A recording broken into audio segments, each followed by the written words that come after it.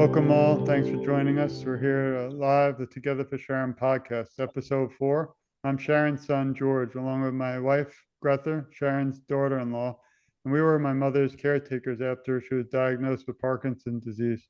When she passed on 1/1/2020, we started TogetherForSharon.com in her memory. Today, I wanted to welcome Mark Milow, and before I give him the stage, just wanted to tell him how really inspiring he is. I have been unfortunately thrown into the world of caretaking and Parkinson's about maybe 6 years ago, but the last 3 to 4, I've dedicated my life to advocacy. But when I met Mark through Instagram, he's somebody that literally just makes me smile because his messages are just heart taking, heartfelt, and really, I feel he's changing the world for the better. And one other thing is he always makes me smile, and he brought something I never even was aware of, the World Parkinson's Congress. And because of this young guy, Parky is making a quick appearance, and he's traveling all over the world. But Mark is actually the one who introduced me to him. And because of that, it opened my eyes to realize that it's not just about in the United States, but Parkinson's affects people around the world. And we've been lucky enough to speak to about 350 individuals in the Parkinson's community. But all that really stems back to Mark. So I want to welcome him. Thank you again for joining us. Welcome, Mark. Nice to meet you. Well, thank you so much, and I appreciate the kind words there too. I think maybe a little too kind in many respects, but George, thank you so much, and it is a pleasure to be here and an honor to be here. Absolutely. Yeah. So let's get started. Do you mind telling us a little about yourself? Telling everyone too. A little bit about myself. Well, I'm born and raised in Southern California, now living in Arizona, and kind of a family guy, and was diagnosed in 2021. I was listening to the date there, George, you mentioned it was January of 2020, right? Yeah, that's true. Well, that was like at the heart of COVID. Well, it was in February of 2020 that I started getting my symptoms. So when you said that, it really kind of honed me in on the time frame.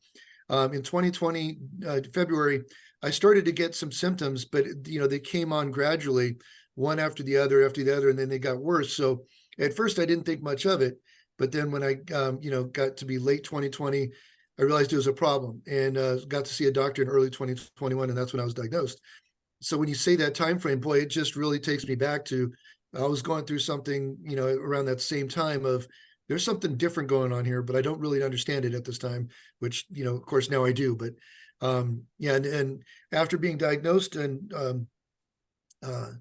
in the 2021 timeframe in February, created my social media accounts at the suggestion of a friend who said, there's a lot of good information online. If you go on TikTok and Instagram, there's people that post stuff. You can learn a lot of things. And I thought, well, that's interesting, because I was reading blog posts and websites like the Parkinson's Foundation, Michael J. Fox, Davis Finney, as well as medical websites that get really technical, and sometimes that can be a little overwhelming. And so a friend was just calm down, one bite at a time, learn what you can, and if you become involved with people that have Parkinson's, that might help you. And that's why I joined social media. Really was not for any other reason than just to help me and to educate myself and to grow in my knowledge of Parkinson's, because I was shocked. I mean, I was just over 50 years old, but my symptoms started before I was 50. So I was diagnosed as young onset. And I thought, well, but at this age, why am I having this? I mean, the only one I really knew was Michael J. Fox. And of course, he's had it for a long time. And boy, it was just kind of a shock. So that's how I started the social media accounts. And through that, though, it's been wonderful. I talk to my friend Nikki all the time about how it sucks to have a chronic disease and something that's, degenerative, and it's not going to go away. Yet through this condition, I have met some of the most wonderful people in all the world. And I would include you in that, George. Thank you so much. And of course, Greta, now you. I've met some of the most wonderful people since my diagnosis. And I tell you, some of the closest friendships I have, and I would not change that for the world.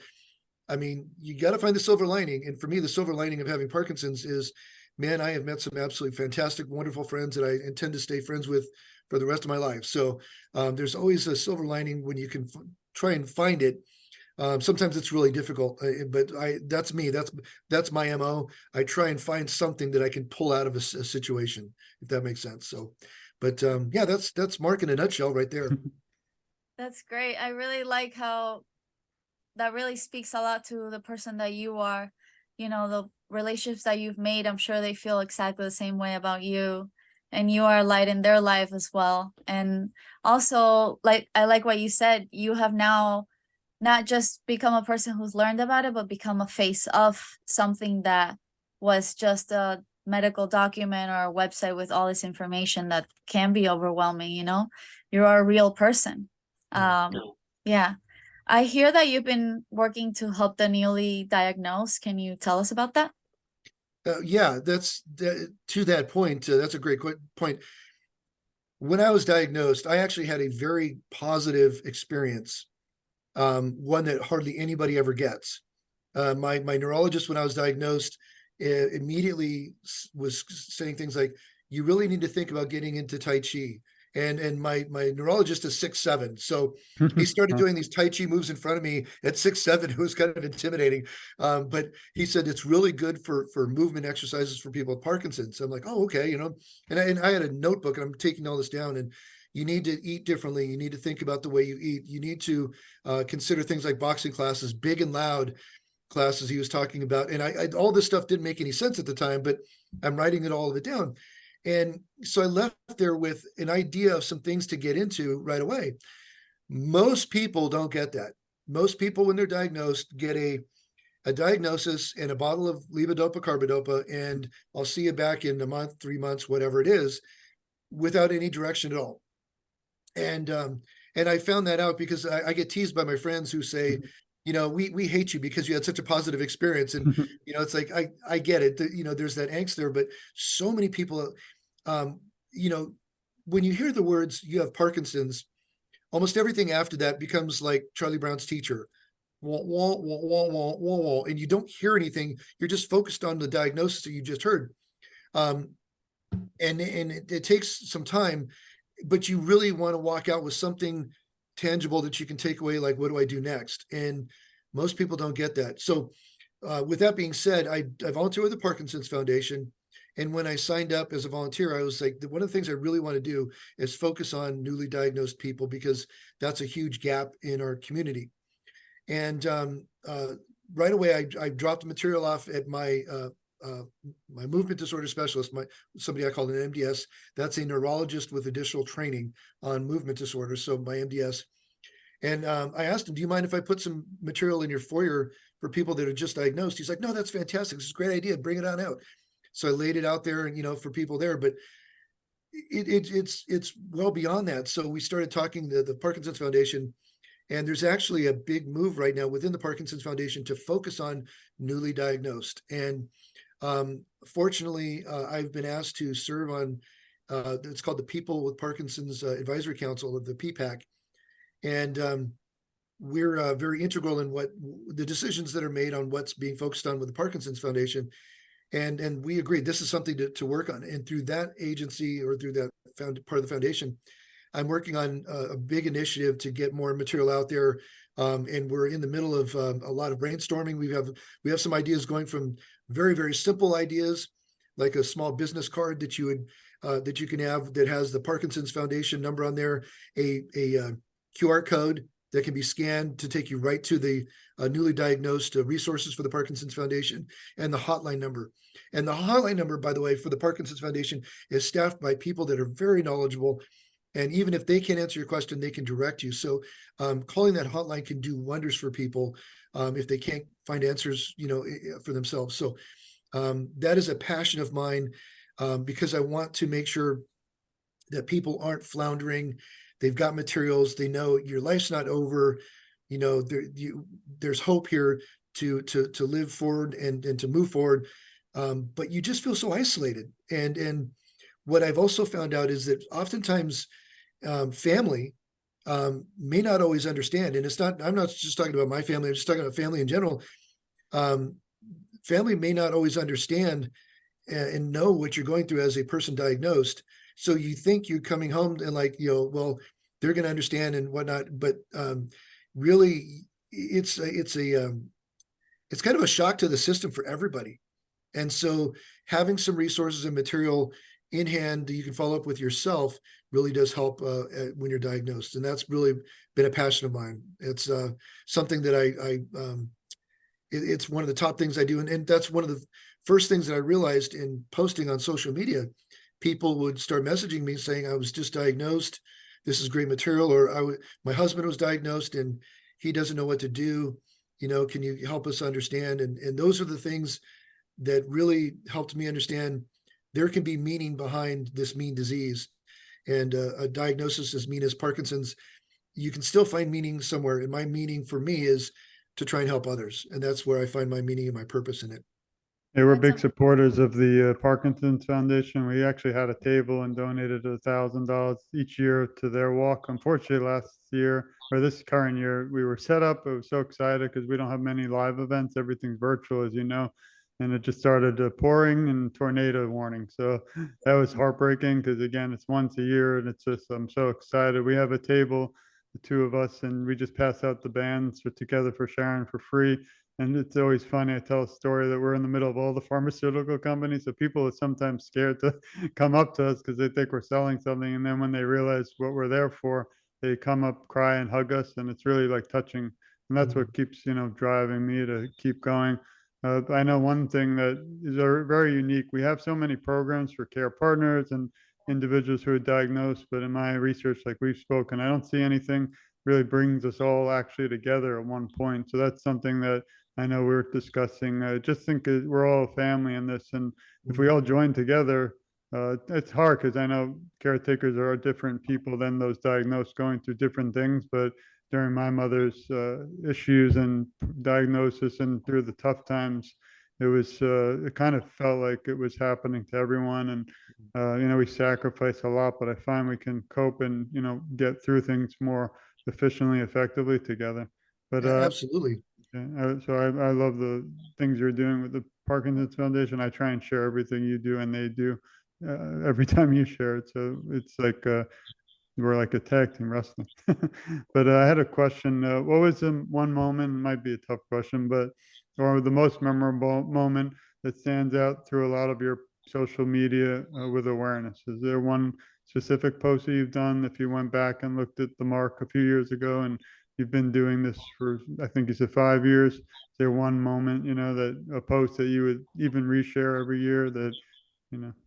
Um, as far as a memorable post or a memorable moment Both. or Yeah. okay. Yeah. Um, I love all your work, so it's hard for me to. well, I love the Parky stuff. it's funny because when you post something on social media, you think, oh, this is great, this is fantastic, this is going to get a lot of attention, and you post it, and there's like hardly anybody looks at it. And then you post other stuff, you think, nah, nobody's going to even want to see this, and there's a big response, and you just never really know. As far as a standout moment,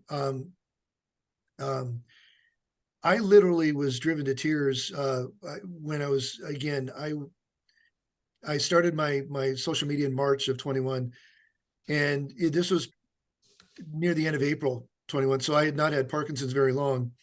Diagnosed in February, social media accounts in March, and this was at the end of April. So maybe 2 months in.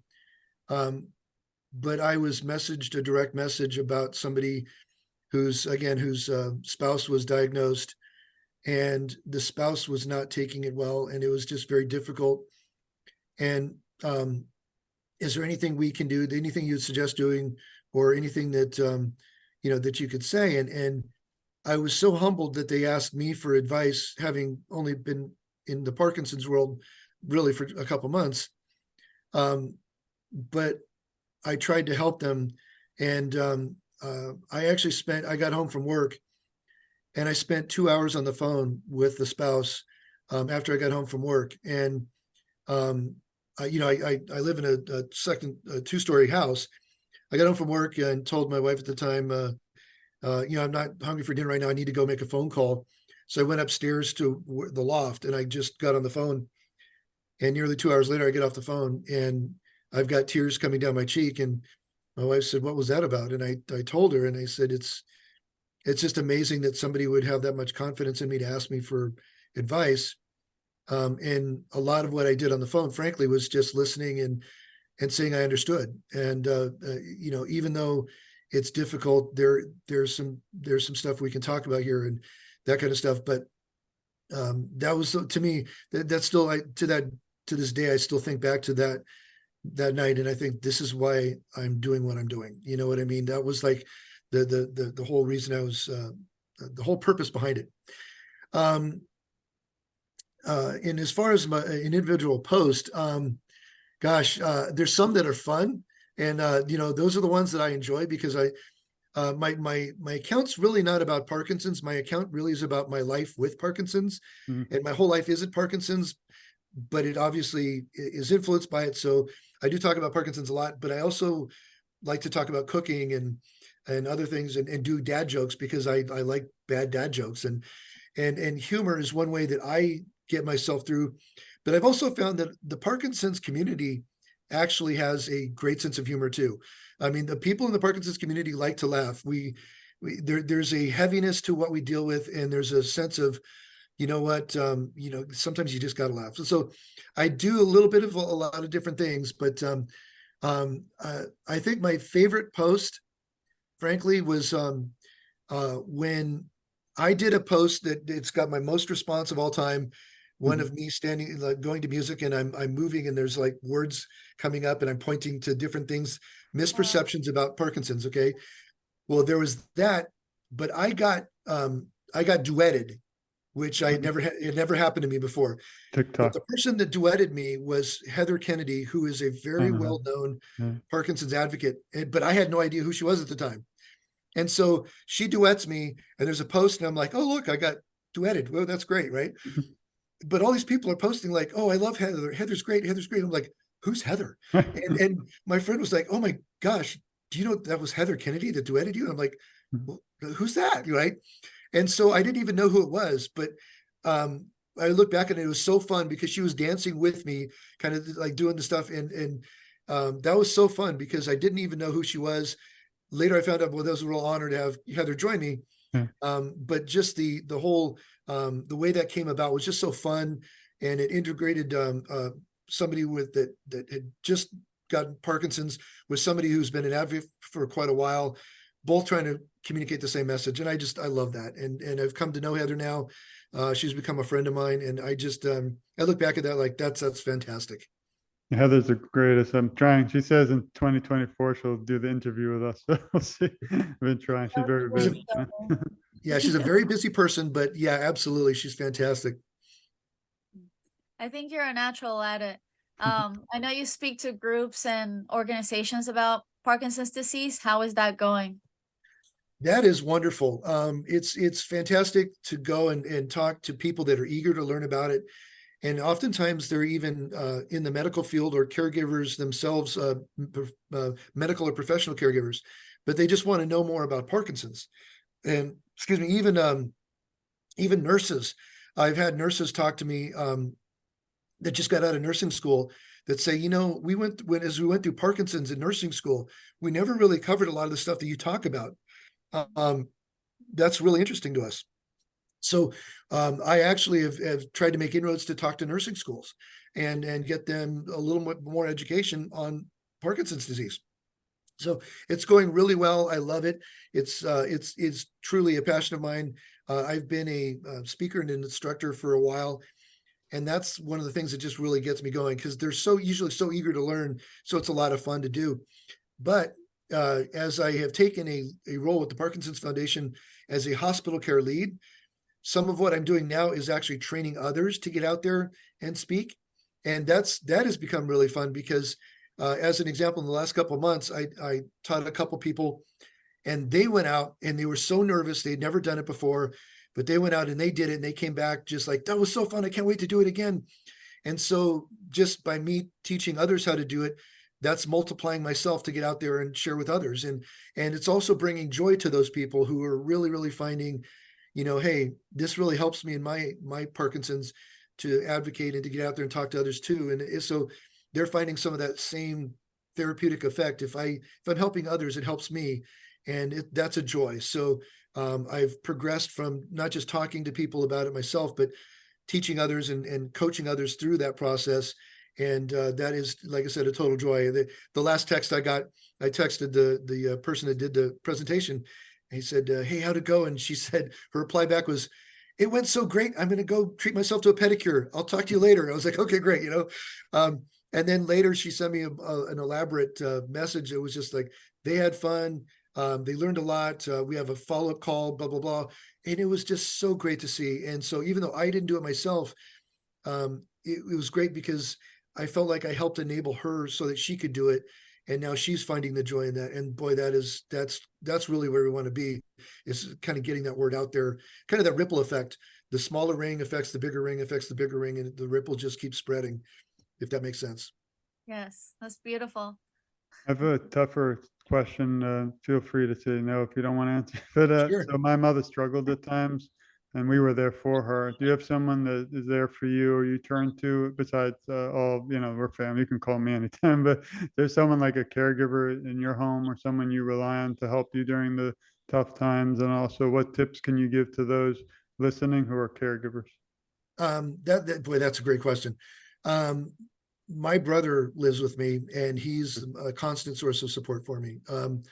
He's been the one that's asked me after every doctor appointment how to go, any changes, things like that. And so my brother's with me, and that really certainly does help. But I do have people that care. I found, frankly, the online community is actually where a lot of my support comes from.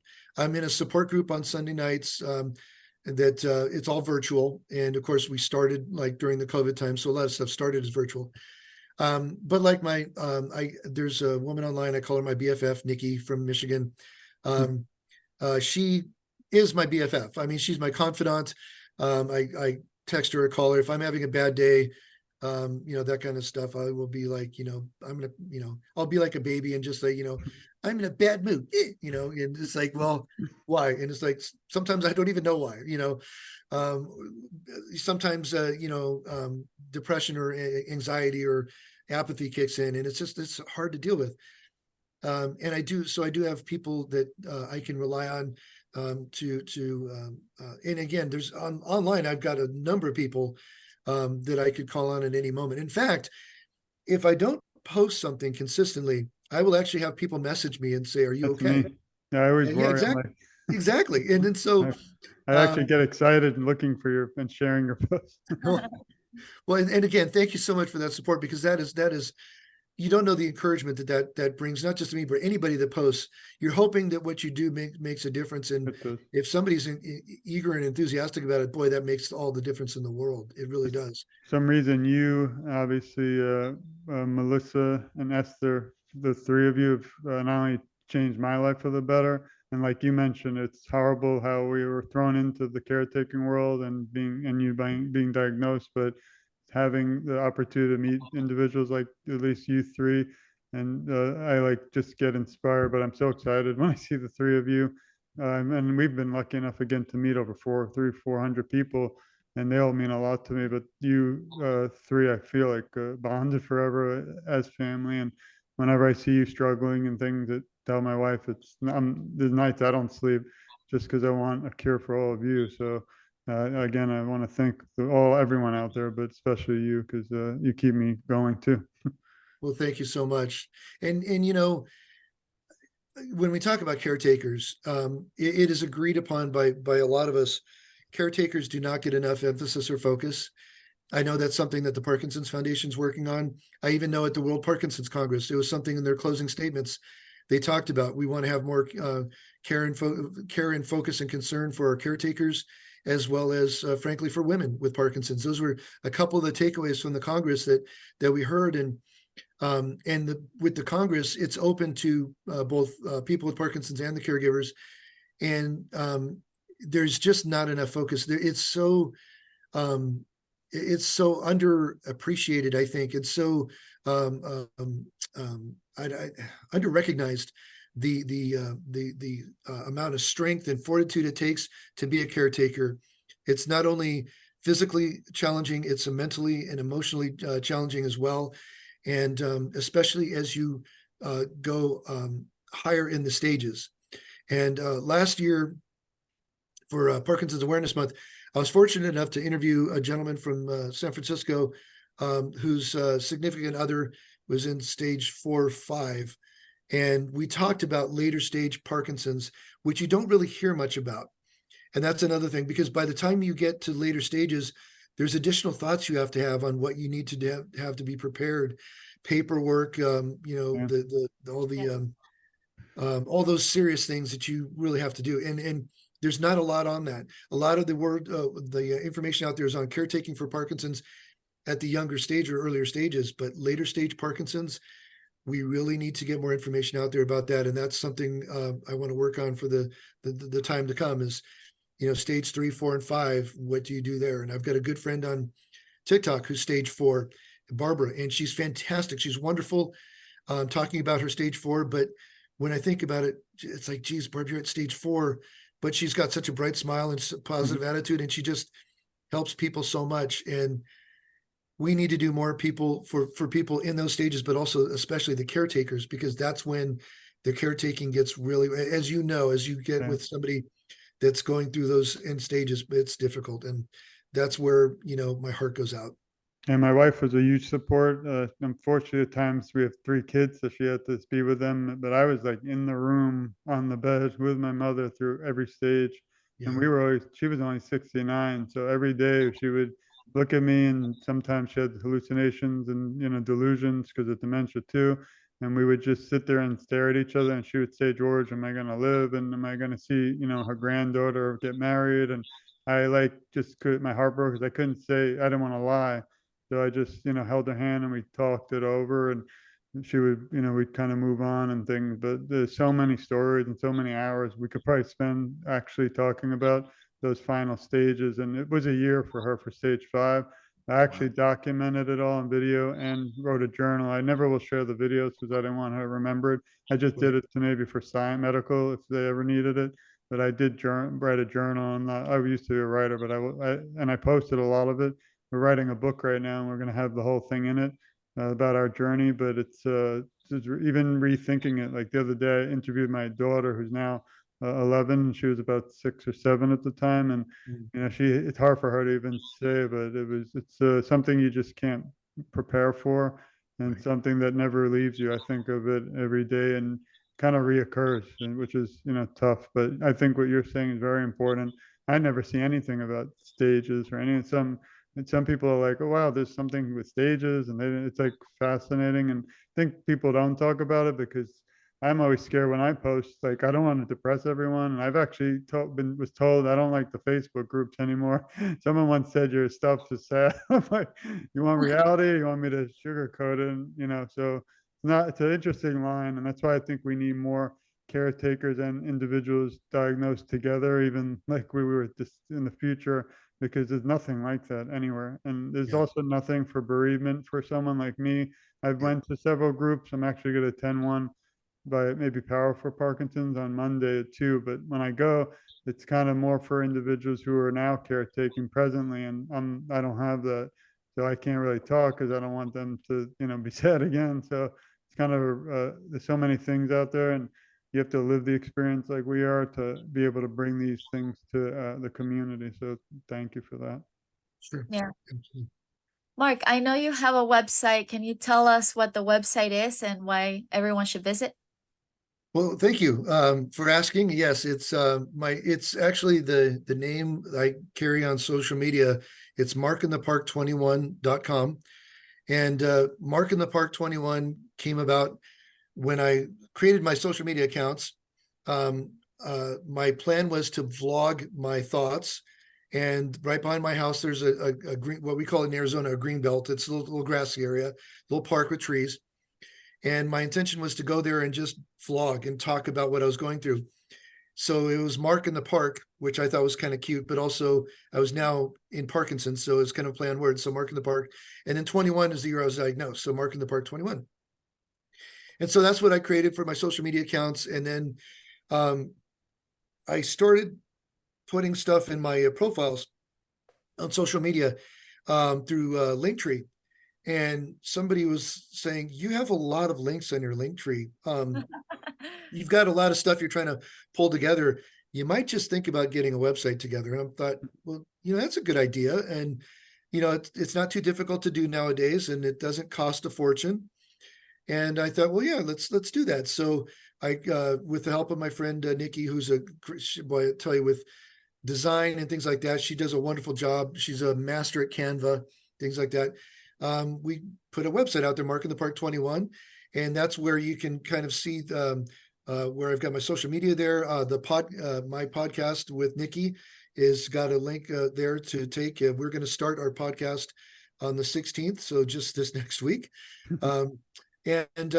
Also, I have a lot of resources out there. A lot of there's going to be more, but I have links out there and to newly diagnosed material, just different things like that. And it's really a place it's like a landing spot for people to come and find out and then go. So the Parkinson's Foundation, as an example, has their own website. But like when I was in Spain at the World Parkinson's Congress, I was talking to people, and I actually had the QR code on my phone on the lock screen. So I just hold up my phone, and people could scan that and go right to my website. So I was introducing myself. And if you want to stay in touch, here's my website. But also, if you want to read more about that, go to my website, and there's a link on there to the Parkinson's Foundation. You can find more there. And okay, great. So it's just really, it's a resource to help people get out there. It's a work in progress, though, because it really is not that old. And I find the busier I get, the less time I have to get in there and play. And I have a lot of stuff I need to update. So, but it's good stuff. I'm really excited. And it's also a place, if I've had people ask me if I can speak to groups away from the Parkinson's Foundation, do any public speaking? And it's a way that people can reach me for that too. If you want to, hey, Mark, come out and speak to our group on a Saturday, absolutely, you can reach me that way. So from that perspective too, because I've done that in the past as well. So it's just really a resource there, and hopefully it'll help some people. You mentioned the current projects that you're working on. Do you have any topics that you and Nikki are going to discuss? You're still planning it, or like what are the things you're going to tackle together? Well, the podcast we're starting, it's called Making It Meaningful, and that's actually how Nikki and I met. She had a blog post about making it meaningful that I read right after I was diagnosed, and I'm a person of purpose. I'm a person that's always had I'm a purpose-driven person. And no matter what I do, whether it's professionally or recreationally, I usually have a focus. I mean, professionally, you always have goals, right? But even in my personal life, it's like, okay, I want to be able to do X amount of laps or whatever. I'm just a goal-driven person. And when I had Parkinson's, I didn't know what that goal was. I didn't have a purpose. And I read her blog where she was talking about taking a mean disease like Parkinson's and adding meaning to it by getting out there and helping people. It literally filled a void in my life. Reading her blog was exactly what I was thinking in my head, but I couldn't express. And that's when I reached out to Nikki, and she and I became friends really, really fast. And so we've been friends, and that's been a hashtag I've used ever since, make it meaningful. But as we talked about a blog, we thought about doing a blog that's about, a podcast about something other than just Parkinson's. Parkinson's will be part of it. But what we're going to do is talk about people that are in adverse circumstances that are finding ways to make it meaningful, finding a way to put a positive spin on it and to put a purpose to it. You, as an example, lost your mom. It's a painful thing to lose your mom to a terrible disease. So what did you do? You're out here advocating. You've created the podcast here. You're writing a book. That is putting meaning to that mean disease, right? Or that mean circumstance. So it could be something like that's a great example right there. But it can also be like a single mom of 3 that's working nights so she can put herself through school to get a degree, or, it could be anybody that's going through those difficult circumstances. And so we have our first, I think, 4 episodes planned, and we're recording this week for our first episode, which will basically be an introduction to the podcast. And then we'll kind of go through. Now, Nikki was diagnosed with Parkinson's for 5.5 years. And then she was told, actually, you don't have Parkinson's. Talking about screwing up somebody's psyche. I mean, for 5 years, you're taking Parkinson's meds, seeing Parkinson's doctors, but there's something else going on, and they can't figure out what it is. It took that long, and they re-diagnosed her with functional neurologic disorder, or FND. So one of the things we'll be doing is talking about F&D, which no one really knows about, including her. She's learning about it, right? But we'll talk about just different circumstances and things like that, where people are taking a adverse or difficult circumstance and making it meaningful and finding a reason or a purpose behind it, and finding some kind of a positive spin to it. And we feel like that's something that a lot of people can use nowadays. So that's kind of the format of our podcast. I'd love Wow. to interview her sometime if you want to give her my information, share her Absolutely, experience. absolutely. This is the last part of our segment. Not that we have a segment. we're we're learning too. I love it, Dan. You've been amazing. We could talk for 100 hours, and you won't want to be my friend because I really could. I really could talk to you guys I for all enjoy day. it. So But I just created this, so we'll wing it. But it's called my lightning round. So I'm gonna throw some questions and then we'll finish up. But there's just so much, and we don't have the time. But I want to thank you again for joining us today. So just a few last questions. Again, you don't have to answer these long if you don't, but you can if you want. So let's just go with three. So if you had one wish granted to you in the whole world, what would it be? So one wish. well, having a cure for Parkinson's would be something that's appropriate, because that's something that's on my mind quite a bit. So there you go. If you could leave the Parkinson's community with some encouraging words, what would those be? That when you're diagnosed with Parkinson's, your life's not over. I mean, it may be more difficult, and it may be difficult for the family, but there's life with Parkinson's. I mean, and that's true with any chronic illness. It's just one of those things where, there's support out there. There's people out there. There's people that care, but sometimes it's hard to find those people or find that support, and it takes effort. But there's some people there that care. We care about you, and hold on. Life's not over, and there's people that truly care. And how can we better promote Parkinson's awareness? Well, boy, you're doing a fantastic job. I'll tell you, Only with what you're doing. I think there's a lot of good things going on with Parkinson's awareness. So that's a great question, because I know, I work with the Parkinson's Foundation. We are pushing really, really hard, not just to get material out there, but I live in the Southwest. To get material out there in Spanish is huge. We're actually getting material to the indigenous people, or the Native American tribes here in Arizona, which was unheard of a while back. So getting material out there, it's happening, but it's happening slower than we would like. So taking every opportunity we can really is the only way we can step it up. And doing things like this podcast, you're doing a fantastic work by your accounts on social media. Those are wonderful things. And I don't know. I'm constantly thinking myself. I mean, I've got my social media accounts, but here's an example of a little thing. When I flew back to Spain for the World Parkinson's Congress, I wore a shirt that says "Parkinson's looks like me." And in the airport, I had multiple people stop me, and they say, "Oh, you got Parkinson's?" Yeah. Oh, I never would have guessed. You're so young. Well, yeah. And it started conversations. So, I mean, by a t-shirt with a hashtag, right? I mean, who'd have thought? But just little things like that. And by the way, those t-shirts are not for everybody. A lot of people with Parkinson's they don't really want to talk about it, or Right. they don't really want to promote it. I have no problem with it. I'm pretty much an open book, but and because I don't have a problem with that, I'm going to take those opportunities. And there's like I think my favorite shirt is it says my review of Parkinson's 0 out of 5 stars. It sucks, wouldn't recommend, right? I mean, but I mean, there's just different stuff. And of course, when people read that, I had somebody in the airport, I'm not kidding. He was walking past me. He literally grabbed my arm and stopped me. He goes, "I got to read the rest of the shirt. Hold on." And he had to read my shirt before he would walk past me. He's like, "Dude, that's funny." I'm like, "Well, there you go."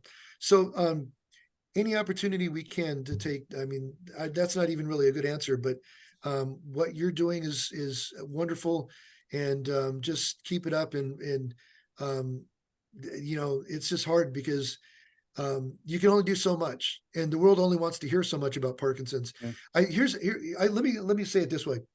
There's a bill out there, the bill to end Parkinson's. That might right there be the best way to help with Parkinson's advocacy.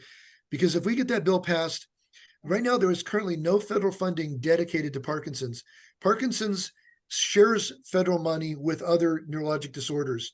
So Parkinson's shares a bucket with Alzheimer's, with stroke recovery and other stuff, but there's no dedicated pot of money just for Parkinson's. Where Alzheimer's, we share money with Alzheimer's, but then Alzheimer's has its own funding. So if we get that bill passed, Parkinson's has its own funding for medical research, for cure, and also for awareness. And I think if we could push to get that out there, maybe that might be the best way we can help. That's my final answer. Even funding, we can have a whole podcast on, because we spent 12,000 a month, and that was just to have caretakers round the clock because my mother needed to be kind of watched, and that's not counting food, living expense, and the mortgage. So that's a really great area we would discuss for a while. Final question. This one's a tough one, but fun. If you were asked to write a script to a movie or for a movie about your life story, what would you call it? I knew you'd like that one. I'll be the first to watch too. You know what? Get back to me if it's tough. I know I actually was going to have a podcast previously in my previous life before Parkinson's, and that podcast had a title, and that never hit the air, but I liked the title. The title was On the Mark. Nice. Little play on words, right? Now I'm a firearms instructor, and so the podcast was going to be about firearms instruction and things like that, which I thought was kind of catchy. Of course, the logo is a bullseye, right? But if somebody did a story about my life, I would want it to be an accurate portrayal of my life. So On the Mark, I don't know, but I know it might be a little hokey, but I love that title. I thought it was really cute, and kind of sad that podcast never reached the airwaves.